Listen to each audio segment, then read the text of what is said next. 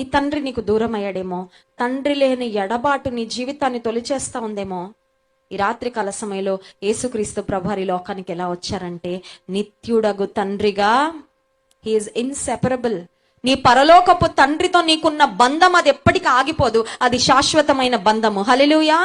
కొన్నిసార్లు అమ్మాయిని పెళ్లి చేసి పంపించేటప్పుడు నాన్న అప్పగించేస్తాడేమో, ఇదిగో బాబు ఇప్పటిదాకా చూసుకున్నా మా అమ్మాయిని, ఇక నుంచి నీదే బాధ్యత అని చేతిలో పెడతాడేమో.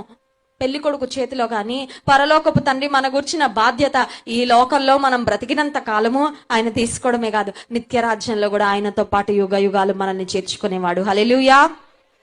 భూలోకపు తండ్రి నా బిడ్డకు ఒక ఇల్లు కొని పెట్టాలి, ఒక ఫ్లాట్ కొనాలి, ఒక మంచి వసతి ఏర్పాటు చేయాలని మన నివాసాన్ని గురించి ఆలోచన చేస్తారేమో. పరలోకపు తండ్రి మనకు నిత్య రాజ్యంలో నివాసాన్ని ఏర్పాటు చేశాడు. హల్లెలూయా.